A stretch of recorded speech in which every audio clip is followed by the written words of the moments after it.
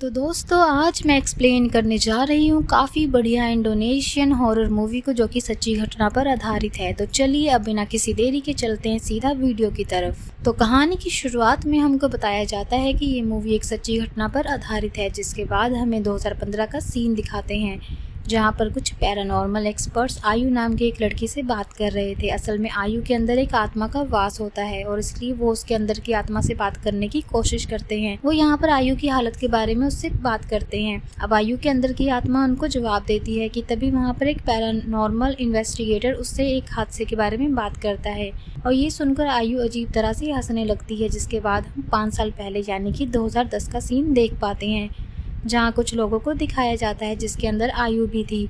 आयु और उसके एक फ्रेंड जिसका नाम रारा होता है, वो दोनों एक वीडियो शूट करवा रही थी। खैर यहाँ पर रारा अपने दोस्त अभिदीन के पास उसकी वीडियो देखने जाती है। इसी बीच आयु के साथ कुछ स्ट्रेन सा होने लगता है। वो अजीब तरह से डांस करने लगती है। अब उसकी हालत देखकर रारा पैनिक करने लगती है। इसके बाद में रारा और वहाँ पर एक व्यक्ति जिसका नाम झा होता है वो उसको संभालते हैं और उसे रूम में ले जाने लगते हैं। अब इसी बीच हम नोटिस करते हैं कि आयु की आंखें एकदम सफेद हो गई थी। उसको देखकर लग रहा था मानो उसकी बॉडी पर किसी ने कब्जा कर लिया हो। खैर इसके बाद झा और रारा उसे आराम से बिस्तर पर लेटा देते हैं। इसके थोड़ी देर के बाद में रारा उसकी हालत देखने आती है, लेकिन आयु को कुछ भी पता नहीं था कि उसके साथ क्या हुआ है और इससे पहले का उसको कुछ भी याद भी नहीं था। खैर इसके बाद वहाँ पर उसके पिता गीतो आ जाते हैं जो कि आयु को इस हालत में देखते हैं। यहाँ पर रारा अपने डैड को सारी बातें बताती है। जिसके बाद वहाँ पर उसकी माँ एजंग भी आ जाती है जो कि आयु के बारे में पूछती है और उससे मिलने जाने लगती है। तभी रारा उसे रोककर आज जो कुछ हुआ उसके बारे में बताती है, जिस पर एजंग ये कहती है कि उसे पीरियड्स हैं और इसी वजह से वो ऐसी हरकतें कर रही होगी।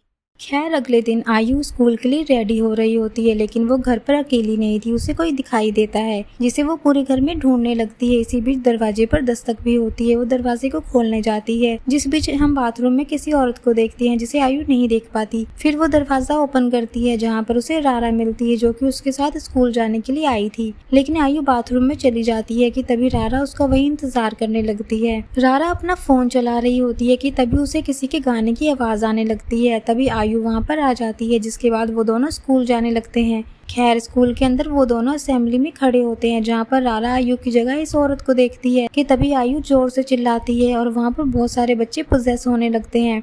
रारा देखती है कि आयु गाना गा रही होती है और साथ ही साथ पोजेशन की हालत में डांस भी कर रही है और ये काफी अजीब बात थी। अब इस हादसे के बाद आयु के माता पिता को बुलाया जाता है जहाँ पर मिस नोबिता उन्हें आयु की हालत के बारे में और आज स्कूल में हुए हादसे के बारे में बताती हैं। वो ये कहती हैं कि हादसे के वक्त उन्होंने आयु को जापानी में गाते हुए देखा और नाचते हुए देखा। यहाँ पर ये बताती हैं कि उन्हें आयु का ध्यान रखना चाहिए क्योंकि उसे आज आयु ठीक नहीं लग रही थी। फिर इसके बाद अब सीन रात की तरफ शिफ्ट होता है जहाँ पर आयु खाना खा रही होती है, लेकिन वो ऐसे खाना खा रही थी जैसे उसने कभी खाना ही ना खाया हो। साथ ही उसके पिता उसे कुछ पूछते हैं जिसका वो कोई जवाब नहीं देती। खैर अब खाना खाकर वो अपने रूम में चली जाती है, जिसके जाने के बाद गीतो एजंग से कहता है कि उन्हें किसी स्पिरिचुअल एक्सपर्ट से बात करनी चाहिए क्योंकि उसको ये लगता है कि उसके साथ जरूर वादू कैंदैन में कुछ हुआ है और वादू कैंदैन एक बड़े से पत्थर का नाम है जो कि वहीं रखा हुआ है, इसलिए उस जगह को वादू कैंदैन कहते हैं। खैर यहाँ पे एजंग ये कहती है कि वो इस बारे में गाँव में बात कर सकती है, कहीं किसी को इसके बारे में कुछ पता होगा, लेकिन ये तो उसे ऐसा करने से मना करता है क्योंकि वो नहीं चाहता था कि इस बारे में गांव वालों को पता चले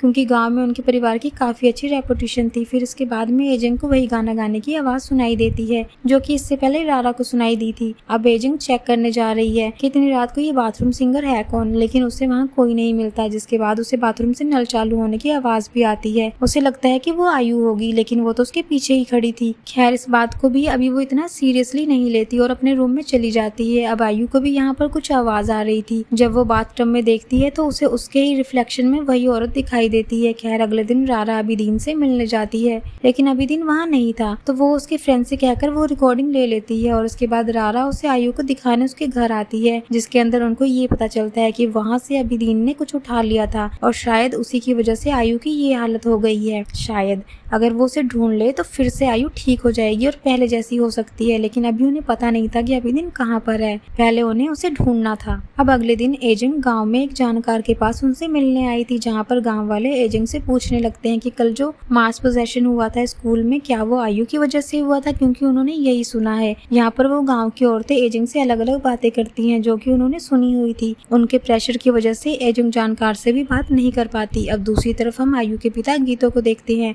जो कि कार को सही कर रहा होता है कि तभी उसे एक औरत के पैर दिखाई देते हैं और बाहर जाकर देखने पर वो औरत गायब हो जाती है, जिसके बाद उसे गाने की आवाज आने लगती है जो कि कार की तरफ से आ रही थी। गीतो कार में आयु को देखता है, लेकिन आयु वहाँ पर नहीं होती, वो गायब हो जाती है। तब अचानक से आयु वहाँ पर आती है, जिसको देखकर उसके डैड चौंक जाते हैं। अगर आयु यहाँ पर है तो उस वक्त कार के अंदर कौन था। दूसरी तरफ हम रारा को देखते हैं, जो कि उसी दिन की वीडियो देख रही होती है कि तभी उसका दरवाजा कोई खोलने की कोशिश करता है, जिससे रारा डर जाती है। तभी उसे विंडो में वही लेडी दिखाई देती है, जिसको देखकर वो अपने ब्लैंकेट में घुस गई थी। जब वो उठती है तो वो भी अपने आप को उसी समय में पाती है जिस दिन उनकी शूटिंग चल रही थी। यहाँ पर वो आयु को बताने की कोशिश करती है कि अभिदीन ने कुछ उठाया है, लेकिन तभी आयु उस औरत में बदल जाती है, जो कि ये कह रही थी कि उसे वो लड़की पसंद है। जिसके बाद रारा की आंख खुल जाती है और वो आयु को कॉल करने लगती है, लेकिन इधर हम देखते हैं कि आयु उसी औरत का गाना गुनगुना रही थी।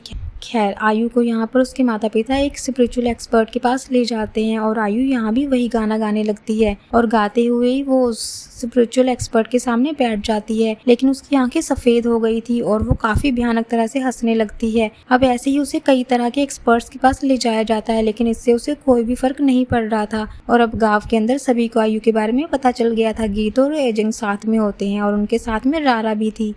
यहाँ पर आयु भी थक चुकी थी स्पिरिचुअल एक्सपर्ट्स के पास जाते जाते, लेकिन उसकी माँ ये कहती है कि वो हिम्मत ना हारे, वो सब उसके साथ हैं। अब यहाँ पर वो आयु को फिर से एक स्पिरिचुअल हीलर के पास लेकर जाते हैं, जिसका नाम ममादी होता है। जिसके बाद ममादी आयु पर प्रोसेस स्टार्ट कर देते हैं, लेकिन इसी बीच आयु औरत के रूप में आ जाती है और बेहोश हो जाती है। साथ ही साथ ममादी भी गिर गए थे।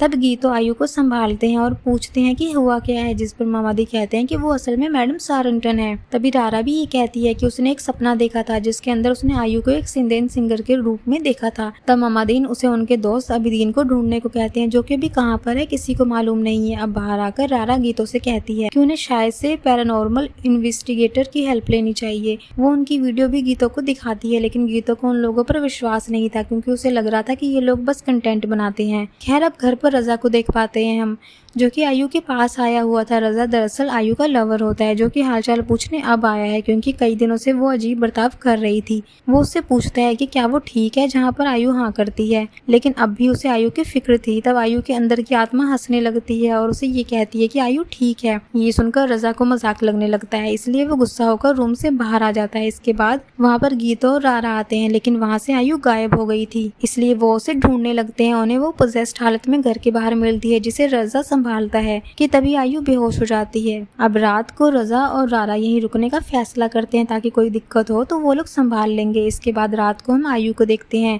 जिसको वही गाने की आवाज सुनाई दे रही थी कि तभी वहाँ पर उसकी माँ एजेंट आती है और उससे कहती है कि उन्हें प्रेयर्स करनी चाहिए। इसके बाद वो दोनों प्रेयर करने लगते हैं। इसी बीच आयु पोजेस्ड होने लगती है, लेकिन वो फिर से ठीक हो जाती है।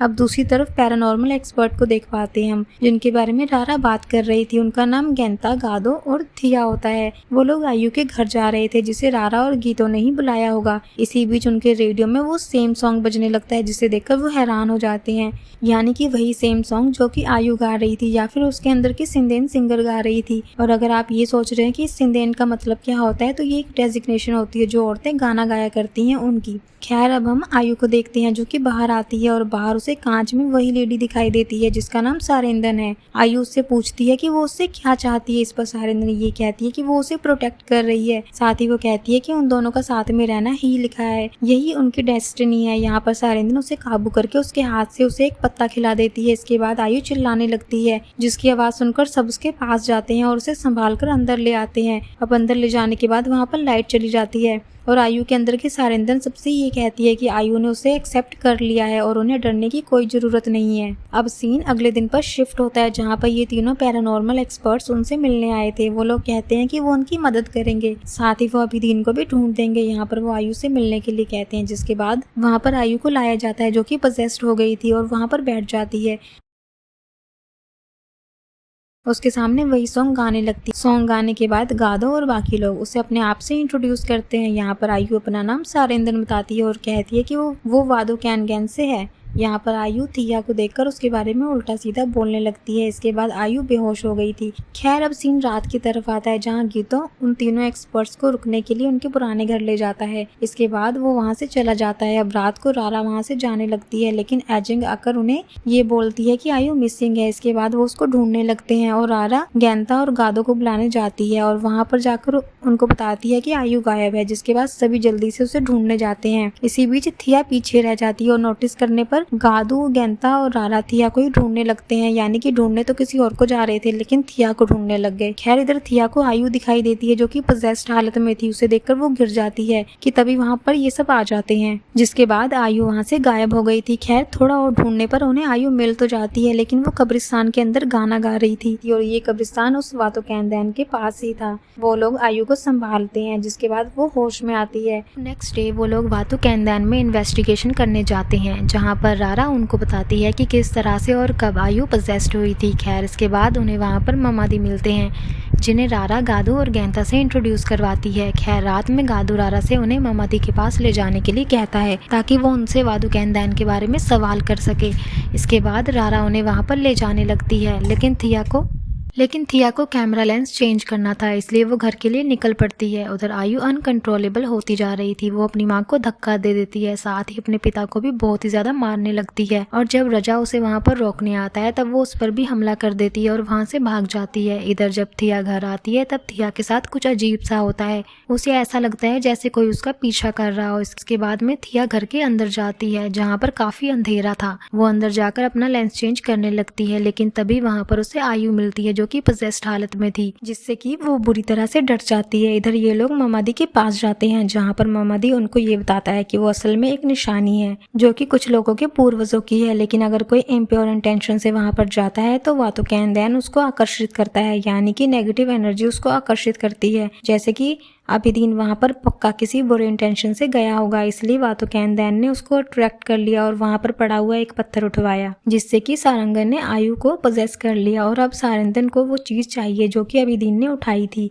अब घर आने पर थिया को डरा हुआ देखते हैं वो लोग। वो उससे पूछताछ करते हैं कि क्या हुआ, लेकिन वो काफी डर गई थी। गादू रिकॉर्डिंग को चेक करता है, जिसके अंदर आयु नहीं दिखती, लेकिन वहाँ पर बस थिया होती है, लेकिन आयु की आवाज जरूर आ रही थी। तभी वहाँ पर आयु भी आ जाती है, जिसे रारा संभालती है। इसके बाद वो लोग थिया को बिस्तर पर लिटाकर आयु को छोड़ने जाते हैं। अब वहाँ पर वो आयु को बैठा देखते हैं, लेकिन आयु सेंस करती है कि थिया के साथ कुछ गड़बड़ है। तभी हम थिया को देख पाते हैं जो कि वादो कैंदैन पहुंच गई थी, जिसके सामने आयु थी। और असल में ये आयु नहीं बल्कि सारंगन थी, जिसने आयु का रूप लिया हुआ था, जो कि उससे कहती है कि पूरा गांव उससे नफरत करता था, लेकिन इस जगह यानी कि वादो कैंदैन ने उसे सहारा दिया। ये जगह उसके लिए ब्लेसिंग है, क्योंकि इसका पानी साउदर्न सी में मर्ज होता है, जो कि उसे एक नई जिंदगी और सुपरनेचुरल पावर देता है, जिससे कि वो बदला ले सके। और इसलिए वो यहीं पर रहने लग गई और यहीं पर उसकी जगह है। लेकिन अब थिया उसे यहाँ पर पूछती है कि वो यहाँ पर क्या कर रही है, वो तो इस दुनिया की नहीं है। जिस पर सारंगन कहती है कि उसने असल में स्पिरिट टनल को ओपन किया है और इसलिए वो यहाँ पर है और जल्दी ही ये दुनिया उसकी भी होगी, यानी कि वो मरने वाली थी। खैर तभी वहाँ पर थिया कुछ क्रिएचर्स की आवाज को सुनती है और सारंगन उसको कहती है कि ये उसे लेने आ रहे हैं, और ये सुनकर वो यहाँ से भाग जाती है। लेकिन तभी थिया की आंख खुलती है और यहाँ पर हम ये समझ पाते हैं कि समहाउ थिया ने एस्ट्रल प्रोजेक्शन किया था और इसीलिए उसको आयु दिखाई दे रही थी, जो कि स्पिरिट टनल के अंदर थी। और यही रीजन था कि इसी वजह से वो कैमरा के अंदर रिकॉर्ड नहीं हुई थी, लेकिन उसकी आवाज आई थी। फिर तभी थिया के हाथ में एक चमकीला पत्थर देखते हैं, जिसको थिया बैग में रख लेती है। इसके बाद वहाँ पर गादो और गैंता आते हैं, जहाँ पर वो उसे उसके सपने के बारे में बताने लगती है कि तभी उसे उल्टी होने लगती है और वो उल्टी करने के लिए जाती है। जिसके बाद गादो और गैंता उसका इंतजार करते हैं कि तभी थिया के सामने उसे एक क्रिएचर दिखाई देता है जो कि उसे लेने आया था, यानी कि स्पिरिट वर्ल्ड के अंदर। उसकी आवाज सुनकर गादो और गैंता उसके पास जाते हैं, जो कि बेहोश पड़ी थी। लेकिन तभी हम कांच के अंदर थिया को देखते हैं, जिसका मतलब थिया अब स्पिरिट टनल के अंदर पहुंच गई थी। अब हम स्पिरिट वर्ल्ड के अंदर ये देखते हैं कि थिया के पीछे वही क्रिएचर था। खैर यहाँ पर थिया को लेकर ममादी के पास जाते हैं ये लोग, जहाँ पर ममादी ये बताते हैं कि थिया मुश्किल में है और आयु भी, यानी कि इन दोनों को ही स्पिरिट वर्ल्ड के अंदर फंस गई थी। तभी आयु अचानक से पोजेस्ड हो जाती है, जिसके अंदर दो आत्मा होती है जो कि एक दूसरे से लड़ रही थी। अब यहाँ पर ममादी ये बताते हैं कि स्पिरिट टनल अब ओपन हो चुका है और आत्मा यहाँ से आराम से इंसानी दुनिया में आ सकती है, और इसको बंद करने के लिए उनको रोंगो याक्सो नाम का एक रिचुअल करना होगा, जिससे कि वो टनल बंद हो जाएगा। अनजाने में ये पोर्टल खुल चुका है, लेकिन अब इसे बंद करना पड़ेगा। अदरवाइज ये इंसानियत के लिए खतरा था। अब यहाँ पर सब वैसा ही करने का फैसला करते हैं। वो सब रिचुअल की तैयारी करते हैं और रिचुअल करने से पहले रजा आयु को ये कहता है कि वो उससे शादी करना चाहता है। इस पर आयु भी हाँ कर देती है। इसके बाद में रिचुअल शुरू होता है, जहाँ पर अचानक से ही आयु की बॉडी पजेस हो जाती है और आयु स्पिरिट टनल में चली गई थी, जहाँ पर उसे थिया दिखाई देती है जो कि भाग रही होती है और उसके पास जाकर देखने पर उसे थिया क्रीपी हालत में मिलती है, जिसकी आंखें लाल हो गई थी, जिसको देखकर वो डरकर भागने लगती है। खैर तभी वहाँ पर भागते हुए असली वाली थिया आ जाती है जो कि आयु को आवाज लगाने लगती है, लेकिन कोई उसको खींच लेता है। इधर आयु की भी आंख खुलती है, जहाँ पर वो थिया की हालत के बारे में सबको बताती है। यहाँ पर आयु ठीक हो गई थी और उस पर फिलहाल कोई पोजेशन नहीं था, लेकिन थिया इस टनल में फंस गई थी। अब यहाँ पर गादू को थिया को बचाना था। अब यहाँ पर ममादी ये कहते हैं कि उन्हें पानी के रास्ते जाना होगा, जहाँ पर उन्हें मेडिटेट करना होगा, तभी वो थिया के पास जा पाएंगे, लेकिन उनमें से सिर्फ एक ही वापस आ पाएगा। यहाँ पर अब रारा, रजा, गादू, गेंता पानी में जाते हैं, जिनके पीछे आयु भी जाने लगती है, लेकिन उसके मॉम डैड उसको रोक रहे थे, लेकिन वो नहीं मानती और वहाँ कूद जाती है।